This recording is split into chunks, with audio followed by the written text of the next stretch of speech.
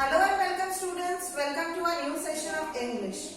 We will start with the chapter Great Scientist Part 3. We have already seen the half chapter in Part 1 and Part 2. Now I will start with Part 3. Part 2 में हमने किस point पे and किया था कि Faraday को एक बेवेरियन glass देता है डेवी और उसको बोलता है, क्या बोलता है, ये देखो आप पेज नंबर 51 देखो। Faraday became a celebrity scientist, वो उसकी सब इन्वेंशन की वजह से एक सेलिब्रिटी साइंटिस्ट बन जाता है। कौन? फेरेडे। और इस चीज से डेवी को बहुत जलन होती है, वो उससे जेलस होता है। तो उसके बाद डेवी क्या करता है? An angry Davy gave Faraday an impossible task to keep him out of his way. He handed him a piece of Bavarian glass which was used in the lenses in telescopes and microscopes and asked him to reverse engineer it. उसको Bavarian glass देके उसको reverse करने बोलते हैं। Bavarian glass was manufactured by a secret complicated process and Davy knew that with that equipment available in the lab, Faraday would never be able to accomplish the task. This piece of glass became a significant thing in his life. अब Davy जो था उसको बहुत अच्छे से मालूम था कि जो इक्विपमेंट है लैब में वो यूज करके फेरेडे ये एक्सपेरिमेंट कभी नहीं कर सकता है। फिर भी डेवी ने जानबूझ के फेरेडे को वो एक्सपेरिमेंट करने दिया था ताकि जो फेरेडे वो एक्सपेरिमेंट में फेल हो जाए। Faraday had a never give up attitude and he respected Davy. So he accepted the assignment despite knowing that it would be a very difficult one. He toiled for 4 years with no help from Davy and as expected failed.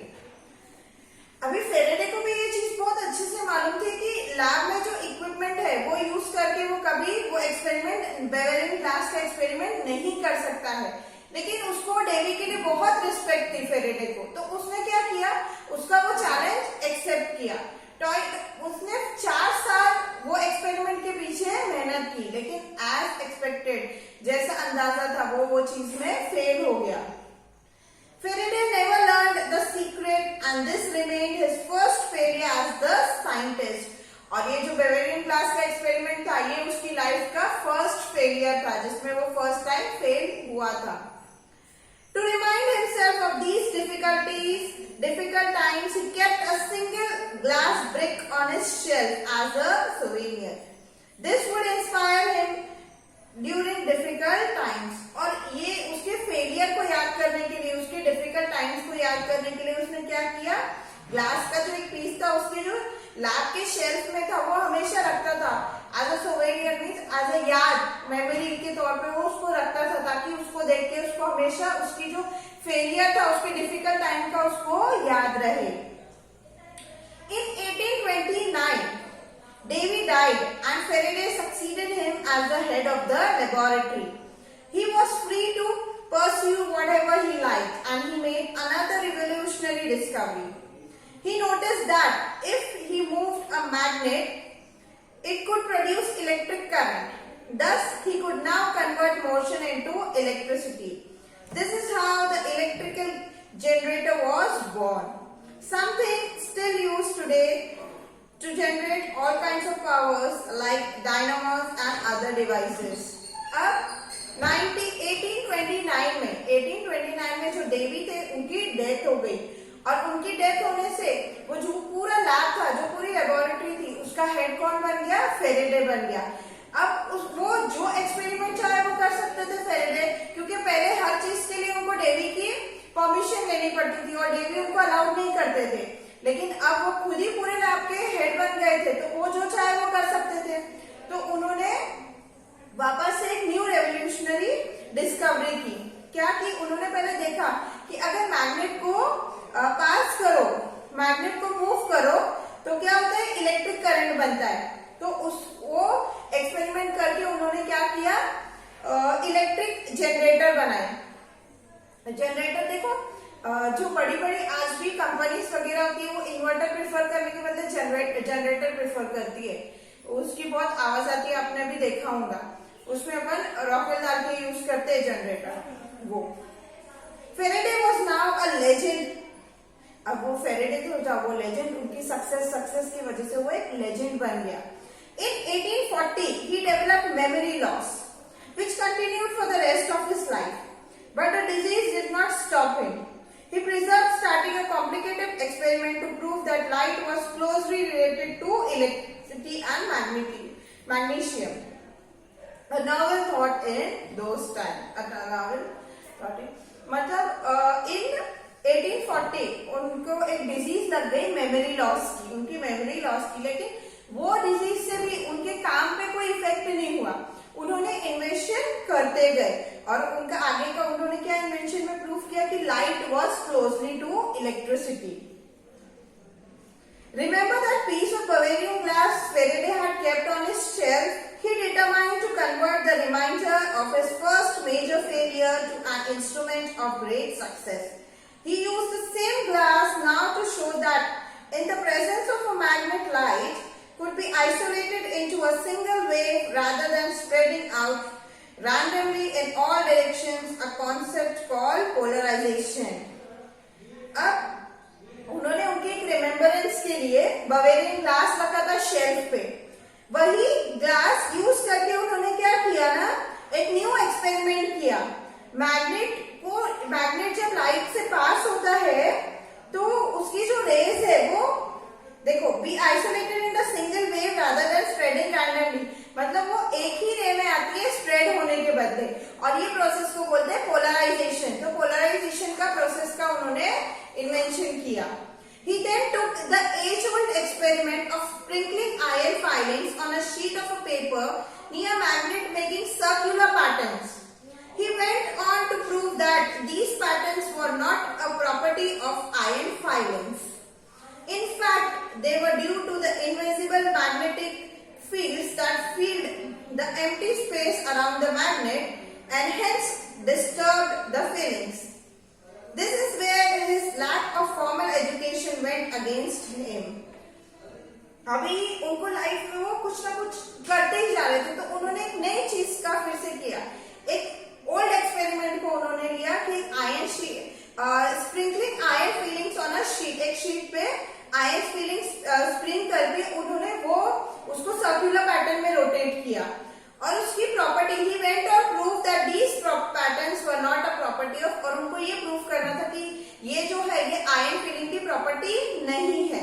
लेकिन ये सब चीज करने के लिए यहाँ पर ना उनका जो एजुकेशन, लैक ऑफ एजुकेशन था, क्योंकि वो पढ़ नहीं पाए थे ज्यादा, उस वजह से वो पीछे हट गए थे। क्यों? क्योंकि यहाँ पर उनको इक्वेशंस की जरूरत थी और वो पढ़े लिखे नहीं होने की वजह से वो इक्वेशन फॉर्म नहीं कर पा रहे थे। Faraday did not know much about advanced mathematics, so he just copied the iron filling pattern with his hand. He was unable to explain them in the form of mathematical equations. He made hundreds of such drawings, but without equations they were not accepted. अभी ये जो experiment था, ये experiment के लिए उनको mathematical equations चाहिए थे, लेकिन वो तो पढ़े लिखे नहीं थे। वो जैसे ड्राइंग थी वैसा के वैसा कॉपी कर सकते थे, लेकिन उनको मैथमेटिकल इक्वेशंस नहीं आते थे। इस वजह से वो क्या हो रहे थे, वो चीज में पीछे होते जा रहे थे। Fortune favored the brave Faraday once again. When he met James Maxwell, a wealthy, educated physicist, well versed in mathematics, he was willing to work with Faraday. It was Maxwell who translated Faraday's idea into a set of equations that are now called Maxwell's equation. अब ये चीज पे जो Fortune था, जो किस्मत थी, वो भी फेरेडे के साथ थी। फेरेडे को इसमें किसने हेल्प किया? James Maxwell. जेम्स मैक्सवेल जो थे वो बहुत एजुकेटेड थे और मैथमेटिक्स में उनका बहुत अच्छा हैंड था, तो उन्होंने फेरेडे के जो आइडियाज थे उसको इक्वेशन में कन्वर्ट किए और आगे चल के अभी अब उसको हम बोलते हैं Maxwell equation. Okay, their combined work has helped us in many ways. Electronics and communication systems today are designed around their discoveries. Someday we might even be able to communicate with aliens across different galaxies using the products of these discoveries. अब उनका जो combined combination था Faraday और Maxwell का, उन्होंने बहुत सारी discoveries किए, हमको उससे बहुत सारी डिस्कवरीज मिली, बहुत सारे हेल्प मिले इलेक्ट्रॉनिक फील्ड में। और अगर हम ज्यादा सोचते हैं और ज्यादा हम लोग ये चीज पे करेंगे तो ये दिन दूर नहीं है कि जब एक दिन हम लोग एलियन से भी कम्युनिकेट कर सकते हैं। कोई भी गैलेक्सी में एलियंस हो, हम उनसे कम्युनिकेट कर पाएंगे। Faraday's life started with difficulties, but as a great scientist, he met each difficulty with perseverance and conviction. He was given impossible tasks which he understood as challenges and opportunities. He epitomizes what the Walt Disney character Pinocchio said. When you wish upon a star, it does not matter who you are. अभी उनकी Faraday की जो life है, हमने starting से देखा था, उन्होंने बहुत डिफिकल्टी से लाइफ अपनी निकाली है। उन्होंने एजुकेशन उनको छोड़ना पड़ा, उनका प्रोनाउंसिएशन का प्रॉब्लम था, फिर उन्होंने बुक बाइंडिंग का ज्वाइन किया, तो उन्होंने बहुत लाइफ में डिफिकल्टीज देखी है। लेकिन उसके बाद वो सब डिफिकल्टीज क्रॉस करके वो क्या बने, एक ग्रेट साइंटिस्ट बने। उन्होंने लाइफ की हर एक डिफिकल्टी सॉल्व की है। और जो डिज्नी कैरेक्टर है पिनाक्यो, उन्होंने क्या बोला है, when you wish upon a star it does not matter who you are. अगर आप स्टार पे रहने की विश करते हो तो वो मैटर नहीं करता कि आप कौन हो, आप एजुकेटेड हो नहीं हो, गरीब हो अमीर हो, कैसे भी हो, लेकिन आपकी विश है ना, तो कभी स्टार आपको ये नहीं रिटर्न में बोलेगा कि आप कौन हो, नहीं। If you wish upon a star it does not matter who you are. Okay students, so we end our chapter here. I hope you have understood this chapter. Thank you.